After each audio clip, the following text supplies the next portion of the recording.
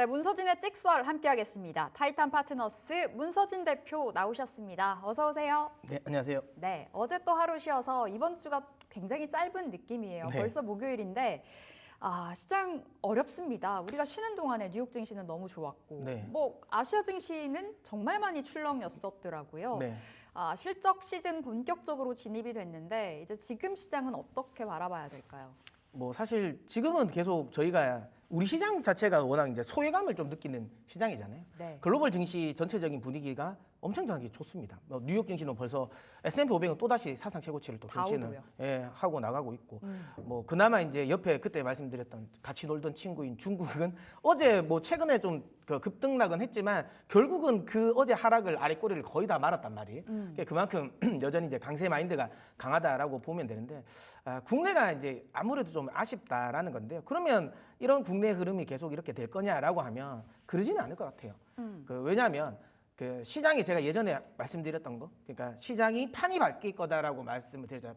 판 뒤집혔다라고. 네. 그러니까 연준이 금리 인하를 하는 순간부터 그때부터는 시장의 마인드 자체가 강세 마인드로 바뀔 거다라고 말씀을 드렸고, 그러면서 글로벌 증시가 전체적으로 지금 나름 다 밸류에이션이 굉장히 높아 있는 상황이에요. 그러니까 미국 주식 내에서도 대부분 다 비싸다라는 거 다 인정을 하는 거죠. 그러니까 이게 흔히 말하는 그 비싼 거랑 고가는 좀 다르거든요. 그러니까 미국은 비싸도 그 가치를 하는 고가인 거죠. 네. 그래서 그건 인정이 된다라는 거고, 이제 나머지 주식들 같은 경우는 그냥 좀, 특히 중국 같은 경우는 약간 그냥 비싼 느낌이에요. 최근에 급등을 통해 가지고. 그래서 제가 이 이야기 드리는 건 국내 주식도 이제는 수급 공백에서 조금은 해소될 가능성은 높지 않을까. 왜냐하면 삼성전자가 고백을 했잖아요. 이제 나 못한 거 맞았다 이때까지. 재도약하겠다. 네, 이제 열심히 하겠다라고 했는 것도 있고, 그게 제가 보기에는 어찌 보면 삼성전자 주가 하락에 제가 보기에는 좀 바닥 시그널 중에 하나가 아닐까라는 생각이 들고 있고, 그다음에 금투세 관련 부분이 빨리 해결되는 게 가장 중요합니다. 계속 미뤄지네요. 그러니까요. 이게 참 이 정치적으로 자꾸만 이제 이용이 되고 있는 건데, 뭐 저는 뭐 유예든 폐지든 뭐 빠른 결정이 중요하다라고 보고 있고, 이것만 어쨌든 좀 해결이 되는 분위기라면 국내 증시는 글로벌 전체 시장에서 가장 밸류에이션이 현재 높아요. 좋아요. 그러니까 원래는 중국이 상대적으로 밸류에이션이 더 높았거든요. 그러니까 더 좋았거든요. 나왔는데 중국이 튀면서 이제 중국은 밸류에이션 메리트는 그렇게 높지 않아요. 그러면 글로벌 증시에서 특히 강세장에서 밸류에이션이 이렇게까지 낮은 이 증시가 없거든요. 한국이죠. 네. 그래서 그거에 대한 부분은 있다. 그러니까 시장에 대한 불확실성만 해소가 되고 나면, 삼성전자에 대한 매도세가 좀 줄고 나면, 금투세에 대한 불확실성만 해소가 되고 나면 분명히 시장에서는 외국인 투자자들이 확실하게 우리 시장에 대한 밸류에이션을 일단 주목을 할 겁니다. 네. 아까도 말씀드린 것처럼 이게 약세장이면 수급은 안 들어올 거예요. 근데 지금은 강세장이에요. 강세장 속에서 밸류에이션 메리트는 꽤 괜찮습니다. 그래서 제가 보기에는 시간의 문제일 거다라고 보고 있는데, 결국은 들어오지 않을까, 유입되지 않을까라는 생각을 하기 때문에 국내 시장 투자자분들도 제가 보기에는 아직까지는 뭐 희망을 버릴 필요는 없다, 그런 생각합니다. 다만 이제 미국 대선 결과 여부에 따라서 국내 증시는 또 한 번 출렁일 가능성은 높다, 요 생각은 좀 있는데, 그것도 제가 뭐 계속 이제 이야기를 통해서 방송을 통해서 이야기 드리도록 하겠습니다. 두 가지의 숙제네요. 삼성전자가 어느 정도 살아나야 되고, 그리고 금투세가 어느 정도 결정이 됐을 때, 내일이면은 뭐 이야기 나올 것도 같더라고요. 11월 나와야 11일. 되지 않을까요? 이거 계속 지금 한 달 동안 계속 이랬던 것 같은데요. 폐지였으면 좋겠습니다. 네, 근데 지금 분위기는 폐지는 아닐 것 같아요. 이미 유예. 말을 뭐 폐지 같은 유예라고 했으니까 네. 뭐 유예 쪽이긴 같은데, 유예라도 하는 게 어디냐라는 생각이 듭니다. 근데 어쨌든 결정이 중요한 거예요. 시장은, 주식은 해보신 분들 아시겠지만 뭐든지 악재든 호재든 노출되면 그게 좋아요. 차라리 뭐 시행을 하더라도 그냥 시행한다고 아예 못을 그냥 박는 게 낫습니다. 네. 차라리 이렇게 불확실성 질질 끌어서 막말로 12월 돼가지고 예산안이랑 같이 만약에 협의 본다 이래버리면 의미가 전혀 없는 거죠. 그래서 제가 보기엔 빨리 결정이 났으면 좋겠습니다. 알겠습니다. 좀 상대적으로 저평가되어 있는 한국 증시가 올라와 주길 바라고 있고, 여기 채팅창에 FOMC 의장님이 계시거든요. 글로벌 악재만 없다면 가능하다, 이렇게 또 말씀도 주셨기 때문에 기대를 해보면서 국장 바라보도록 하겠습니다. 자, 우리 특징주부터 살펴볼게요. 지난 화요일의 특징주, 먼저 티웨이 항공 가져와 봤습니다. 최근에 고려아연, 뭐 영풍 뭐 이슈로 원체 뜨거웠잖아요. 근데 티웨이 항공도 경영권 분쟁 관련해서 이슈가 나오더라고요. 제2의 고려아연이 되어줄 것인가라는 기대감이 좀 있는 것 같은데, 3거래일 연속 올라왔는데 뭐 큰 폭의 상승은 아니었어요.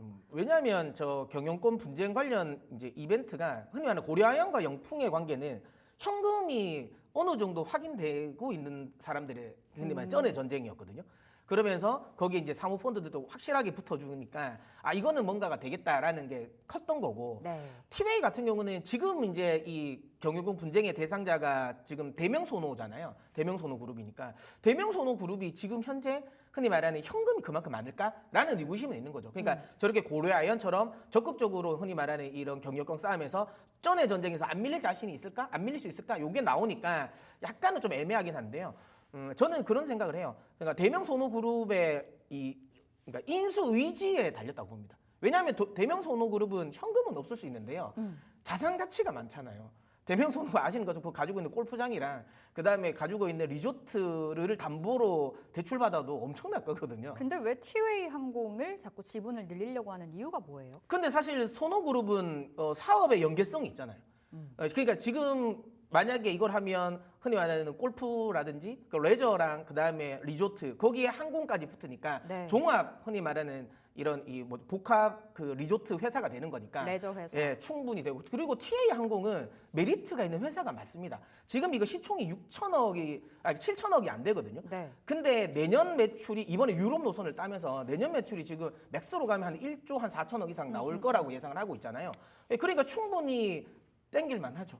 예, 충분히 메리트가 있는 회사인 건 맞습니다. 인 건 맞는데 다시 한번 말씀드리지만 그러니까 소노그룹이 얼마나 대명 소노그룹이 얼마나 이제 흔히 말하는 좀 적극성을 보일 네. 거냐라는 건데 거기에 대한 의구심을 시장은 하고 있는 것 같아요. 그러니까 고려아연만큼 막 적극적으로 안 가는 건데 제 개인적인 생각에는 그래도 시장의 분위기라는 게 어쨌든 고려아연을 봤잖아요. 네. 그러면 최소한 그 정도 어느 정도 데자뷰를 봤기 때문에 제 생각에는 이게 나쁜 이슈는 아니다라고 보고 있고요. 그다음에 이거 아니더라도 TA 항공은 LCC 중에서는 가장 메리트가 있죠. 왜냐하면 장거리 노선 확보를 했잖아요.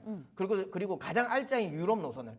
예, 근데 보니까 뭐 프랑크푸르트는 뭐 이번 달부터 취항을 하는 것 같더라고요. 그래서 파리, 로마, 프랑크푸르트. 그러면 사실 유럽을 갈 수 있는 핵심 알짜 노선을 다 확보를 했어요. 그러면 이건 당연히 마진율이 높죠. 우리가 흔히 그 LCC 중에서 마진을 볼 때 특히 장거리 노선의 마진율을 볼 때는 예약률을 보거든요. 네. 근데 지금 이 노선의 예약률이 거의 한 80%가 넘습니다. 그러니까 거의 절대로 손해 보는 노선은 아니라는 거예요. 그러니까 이 노선을 어쨌든 받았다. 물론 최근 들어서 뭐 그 운용에 대한 부분은 좀 있죠. 그 기내 노이즈가 있더라고요. 네, 그런 뭐 부분이 좀 연기가 났다. 맞죠. 뭐 그것도 있고 그다음 정비 관련 부분 잇따른 또 지연 같은 게 많으니까. 근데 결국은 이거는 운용을 하면서 해결되는 문제가 아닐까라는 네. 생각을 합니다. 그렇다고 해서 이걸 가지고 취소시킬 것 같지는 않거든요. 그러면 그 유럽 노선에 대한 부분 그리고 이 유럽 노선이 또 안정화가 되면 또 결국엔 또 미주 노선까지도 이제 바라볼 수 있는 거니까 제가 보기에는 충분히 이런 그 흔히 말하는 이 경유권 분쟁이 아니더라도 LCC 항공 내에서는 또 가장 또 메리트 성장 모멘텀이 있는 종목이라서 한번 해볼 만은 하지 않을까 이런 생각 좀 들고 있습니다. 그럼 티웨이 항공 차트 열고 보니까 사실 원체 이제 올 한 해 그렇게 잘 갔던 쪽은 아니었는데 8월 기점으로 많이 올라갔거든요. 단기적으로 좀 고가권에 위치한 게 아닐까 싶기도 하고요. 목표가 어디로 설정하는 게 괜찮아요? 뭐 이게 제가 그 TCC 스틸을 말씀드렸던 거랑 좀 비슷합니다. 저는 목표가는 4,000원 정도로 설정을 해드리거든요. 4,000원. 아, 예. 근데 말씀드린 것처럼 오늘 만약에 시초가가 너무 강하게 뜨면 위에 룸이 별로 없으니까 굳이 공략하실 필요는 없어요. 근데 지금 구간에서 만약에 크게 뭐 어제 최근에 좀 올랐으니까 좀 눌림목이 나온다. 그러면 위에 룸이 4,000원 기준으로 네. 보면 룸이 좀 열리니까 그런 관점에서 본다면 매수를 충분히 해볼 만하다라고 보고요. 계속 말씀드리지만 아주 성장성을 보고 가는 기업은 아니에요. 그렇기 때문에 손절 라인은 2,500원을 설정해드리는데 이거 만약에 깨지면 제 생각에는 2,000원도 다시 한번 볼 것 같아요. 그러니까 2,500원 손절가는 확실히 좀 지키시고요. 대신 아까도 말씀드린 것처럼 급등하면 따라가지 않으셨으면 좋겠습니다. 네, 너무 바쁘신 분들은 티웨이 항공 못 할 것 같아요. 원체 좀 기민한 대응이 필요할 것 같고요. 하단은 2,500원, 상단은 4,000원으로 말씀드렸는데 오늘 급등 출발하면은 굳이 들어가진 말자라고 답변 받아봤고요. 자, 두 번째 특징주 넘어가 보겠습니다. 우리 화요일에 비만 치료제 관련주들이 진짜 강했잖아요. 그 안에 대웅제약도 있는데 3% 상승으로 마무리가 됐습니다. 내년에 매출 1조 돌파할 거다라는 이슈도 있고 대웅제약 어디까지 봐야 될지 어떻게 보세요?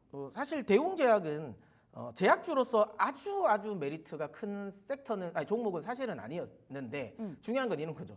순서가 왔는 것 같아요. 순서가. 아까 그 비만 치료제 네, 안에서 예, 순서가 온 것 같아요. 순환매 관점으로요. 네, 그러니까 기본적으로 대웅제약은 뭐 아시는 것처럼 라보타를 중심으로 해가지고 이제 보톡스 관련 쪽, 그 다음에 이제 그 위장 치료제, 팩수다죠. 아무튼 그거 관련해 가지고 기본적인 흔히 말하는 캐시카우 역할을 하고 있는 역할을 하는 이 제약 약들은 많나요? 네. 매출이 내올 수 있는 캐시카우 역할을 하는 것들은 많은데 기본적으로 대신 이제 이 성장 모멘텀이 가장 없었던 종목 중에 하나였거든요. 그러니까 대웅제약은 다른 제약주들은 대부분 흔히 말하는 그 항암제라든지 뭔가 신약에 관련된 기대감이 굉장히 컸어요. 근데 대웅제약은 많은 투자자분들이 아시겠지만 그냥 보톡스 같은 기업으로 많이 인식을 했습니다. 맞아요. 그러다 보니까 주가 자체가 그렇게까지 많이 메리트가 없었거든요. 근데 최근 들어서 비만 치료제 관련 부분에 좀 이제 성과를 보이면서 물론 가장 국내 내에서 제가 소개시켜드렸던 가장 큰 비만 치료제는 펩트론이라고 말씀드렸잖아요.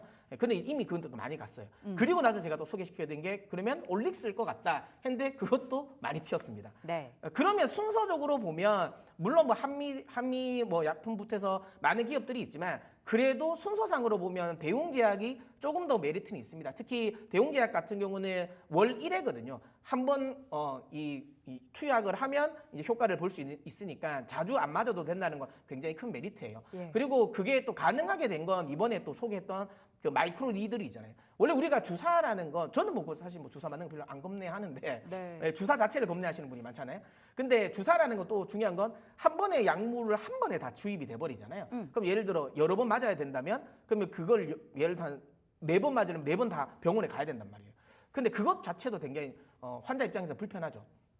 근데 마이크로 니들 같은 경우는 미세한 이제 흔히 말하는 패치형으로 그러니까 미세한 반으로 해서 붙여도 그렇게까지 아픔을 못 느끼는 거죠. 네. 그래서 주사 공포에 대한 부분도 완화가 되고 특히 마이크로 니들을 이 장착한 패치 같은 경우는 이게 흔히 말하는 이제 고정적으로 이 꾸준히 한번 붙여 놓으면 이게 흔히 말하는 한 달 동안 뭐 여러 번 안 맞아도 되는 거 지속형이 되거든 지속이. 그러다 보니까 이게 나오면 이게 비만 치료제와 네. 효과가 잘 맞을 것 같다, 시너지가 맞을 것 같다. 라는 생각을 할 것 같아요. 그래서 제 개인적인 생각에는 비만 치료제가 이만큼 많이 가면 물론 이미 올라가고 있는 종목들도 좋긴 한데 순서상으로 보면 대웅제약 쪽으로도 오지 않을까라는 생각이 좀 들더라고요. 그리고 제약주 중에서 물론 뭐 밸류에이션이 제약주들 중에서 좋은 종목들도 많습니다. 근데 말씀드린 것처럼 비만 치료제가 어쨌든 시장의 모멘텀이 되고 있는 종목 중에서는 또 밸류에이션 메리트는 또 가장 있는 종목이니까 네. 해볼 만하다. 물론 계속 말씀드리지만 3순위예요. 3순위. 그래서 3순위라서 아주 크게 기대감을 가지는 건 아니지만 비만 치료제를 좀 관심 있어 하는데 지금이라도 따라가야 되나라는 생각을 하면 저는 비만 치료제는 무조건 포트에 하나는 있는 게 맞다고 저는 보고 있습니다. 그게 뭐 미국에 관련된 종목을 사든지 아니면 국내를 사든지 간에 어쨌든 하나는 포트에 편입이 되어 있는 게 맞다고 생각하고 지금 와서 그렇다고 펩트론이라든지 일라일릴리라든지 노보노디스크를 사기는 좀 애매하다. 너무 올랐죠. 네, 그렇기 때문에 그런 관점에서 뭐 차선책을 택한다면 대웅제약도 나쁘지 않은 차선책이 되지 않을까라는 생각에 대웅제약 한번 소개시켜 드리도록 하겠습니다. 알겠습니다. 대웅제약 근데 차트 읽어보면 좀만 가면 이제 신고가거든요. 15만 2천 원이 신고가 가격인데 그럼 지금 자리에서 어디로 설정해 볼까요? 저는 17만 원 정도까지는 한번 모멘텀이 올라올 것 같긴 합니다. 왜냐하면 이 17만 원 정도 가면 내년도 실적 기준으로 보면 P 한 18배 정도 되거든요. 네. 이 정도까지는 뭐 밸류에이션 메리트가 그렇게 크게 이제 훼손되진 않을 것 같다라는 생각을 해서 한 17만 원 목표가로 설정해드리고요. 제가 말씀드린 것처럼 제약주 내에서 아주 최선호 종목은 아니기 때문에 네. 손절가는 12만 원으로 좀 타이트하게 좀 잡아드렸습니다. 그래서 12만 원 이탈되면 매도한다는 생각으로 대응하셨으면 좋겠습니다. 알겠습니다. 그것만 여쭐게요, 대표님. 위고비 15일에 한국 상륙하는데 네. 그럼 세론 작용되지 않을까요? 대웅제약 한 차례 출렁. 저는 나올 것 같아요. 세론 나온다? 분명히 하고 나면 한 1, 2주는 세론이 나올 것 같은데요. 오히려 저는 그때가 또 추가 매수 기회라고 생각합니다. 그럼 지금 사지 말고 그때 살까요? 뭐, 내려갔을 근데 때? 그게 세론이 안 나올 수도 있잖아요. 그러니까 1차 매수를 해놓으시는 거죠. 1차 매수 해놓고 만약에 밀리면 더 산다. 이런 생각으로 가시는 게 맞고요. 알겠습니다. 만약에 뭐 세론을 생각하고 내가 베팅을 한다라고 한다면 또 펩트론 또 나쁘진 않습니다. 분명히 한번 나올 거라고 생각되기 때문에 근데 뭐 아시는 것처럼 비만 치료제 자체가 이게 단기에 끝날 거는 아니라고 보거든요. 모멘텀이. 네. 저는 조금 더 이어질 것 같아서 관심 계속 가지셨으면 좋겠습니다. 알겠습니다. 15일 그 날짜를 보시면서 대응을 해 보셔야 되겠습니다. 오히려 내려가면 기회다라고 봐주셨고요. 자, 이제 오늘장 한마디를 들어봐야 될 텐데 이제 채팅창 보면 확실히 오늘 시장에 대해서 많은 분들이 좋을 거다. 아니다. 국장의 특 올라갔다가 쭉 뺄 거다. 뭐 이렇게 존중님, 뭐 의장님 말씀 주고 계신데 한마디에 있겠죠. 어떻게 봐야 될까요? 네, 문제의 해결은 인정에서부터입니다. 문제 해결은 인정에서부터. 네. 저는 이제 그렇죠. 싸움도 인정을 해야 네. 이 화해가 되고. 원래 사랑의 시작은 고백에서부터라고 하잖아요. 그렇죠. 그런 것처럼 이 이야기를 한 건 삼성전자랑 그다음에 중국을 보고 이야기를 한 거예요. 제가 이제 중국 이야기를 하면서 계속 그 티니핑 이야기를 하면서 시진핑.